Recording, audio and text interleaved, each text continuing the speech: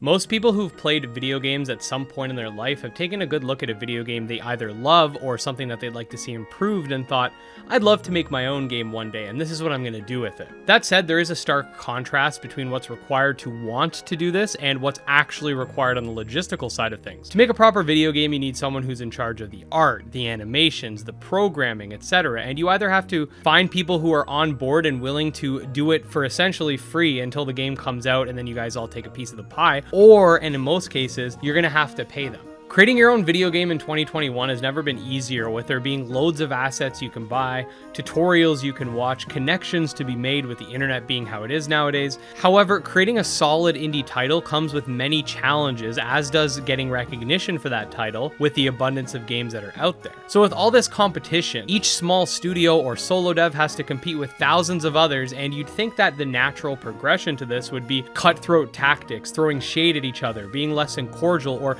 generally participating in any means to justify an end that results in sales. However, my experience within a niche community, mostly filled with indie devs, has been the complete opposite. In today's video, we're going to talk about the indie devs that make up this community, how some in particular have really had an influence on my life as a content creator, and overall how indie developers in general are pretty awesome. So as for the usual, take a seat, relax, and let's dive right in.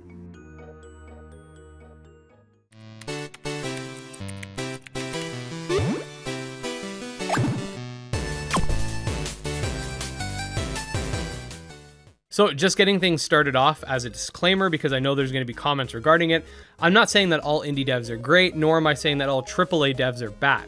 Because the bar of entry is a lot lower into indie developing now, thanks to assets that come with predefined code or engines that don't even require coding, there have been a lot of quote-unquote developers that use entirely store-bought assets or even free default assets to try to peddle a game that either will not or cannot ever be made. These are not the people I'm talking about. I wouldn't even consider them to be indie developers. What I'm talking about are the developers who have established a community, or those who are truly aspiring to have this and who are willing to take risks on the financial side of things and actually plan on finishing their product. I absolutely refuse to let some bad seeds muddy the water for the people with true passion for the games that they create. Anyways, those of you who know me know that the majority of my content is very niche outside of the few Pokemon videos I make here and there. Monster taming is a growing genre, but mostly in the indie scene. So of course, most of the developers I get into contact with will be indie devs. That said, I do think it's important to note here, I think a lot of people might assume because I have a channel with around 14,000 subscribers, that's the reason why I'm able to actually talk to these developers and in some cases get exclusive reveals. And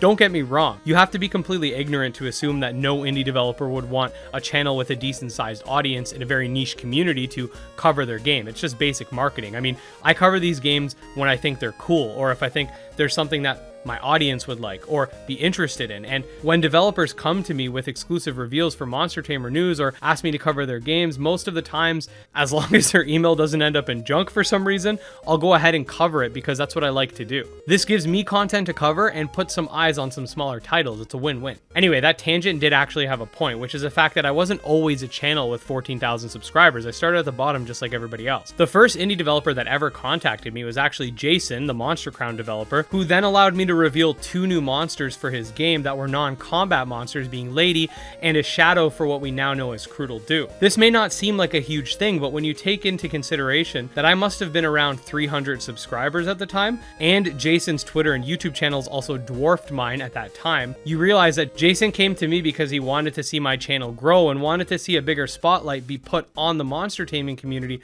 as a whole rather than just get free publicity to him. I guarantee you, knowing what I know now about YouTube and how collabs and all that stuff works and whatnot, I benefited from that a lot more than Jason did, gaining a small but very dedicated subsect of Monster Crown community members, and to be honest, I still see some of them commenting on my videos regularly today. Sometime later, maybe a few months or so, I was contacted by Andrew over at Skymills, the community manager for Kindred Fates, about him liking my Kindred Fates videos. At no point in time did I even have any knowledge that they had a Discord or had any way to contact them, so I was definitely happily blindsided by this. They later had me come on their Kindred Talks, which was the third one, I believe. And on there, I got to talk with Rob, Andrew, and of course the sexy Frank and Charlie on. Overall, it was a really fun time, and it's always something I really hold dear. Rob was also gracious enough to provide me with the extended trailer footage that you see on my channel. I titled it Kindred Fates Extended Trailer, which was something I was able to make because of the interactions that indie developers have with their community. Even before this, I contacted the Coromon developers via their Facebook page, and they're willing to answer my questions I had about the game for my YouTube channel. This again may seem like a small thing, but